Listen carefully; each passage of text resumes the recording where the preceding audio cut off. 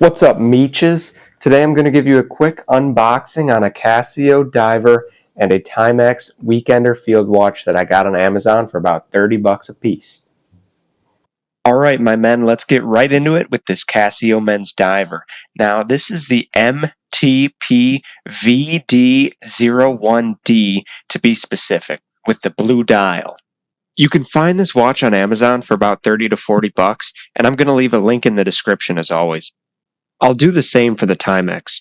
And after I unbox the Casio, we'll get right into unboxing that Timex. I will say right away, not impressed with the shipping on the Timex. I don't know if that's Amazon's fault. It's probably Amazon's fault, but still Timex could use better packaging, but again, $30 watch. Let's unbox that Casio.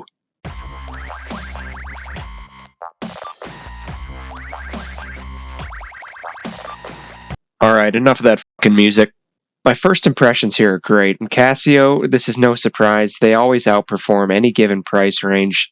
You never see a poorly packaged Casio, and this is no exception. Even at the $30 range, you have a well-protected watch.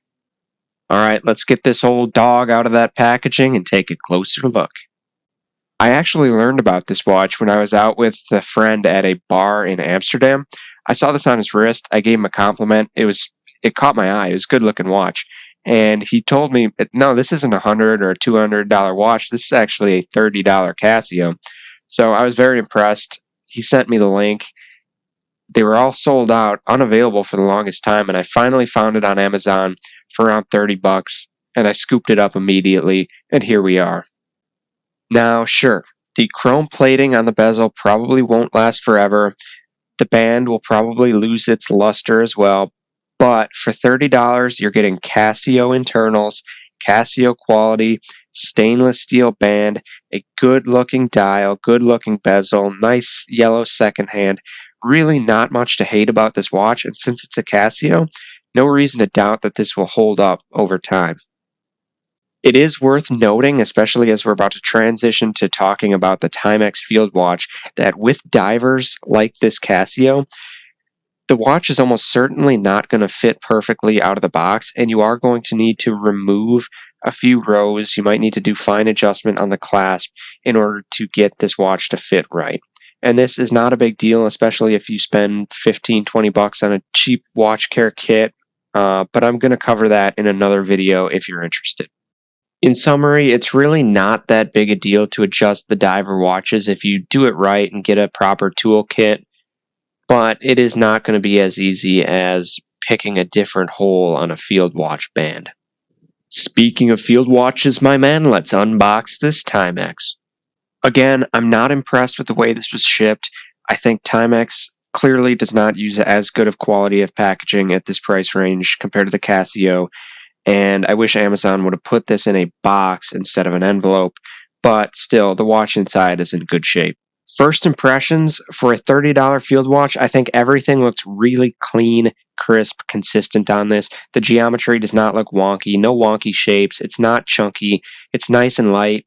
Just a good looking watch, really fantastic so far. I do hear right away that the ticking is really loud, and I'll touch more on that when I review this more specifically in depth in another video, but just wanted to mention that here. I picked out this Timex Weekender with the light gray dial and the gray and orange nylon strap because I'm a big Cincinnati Bengals fan, and I don't have any watch besides a black Casio or maybe a silver Invicta diver that really go well with the Bengals orange, black, and white.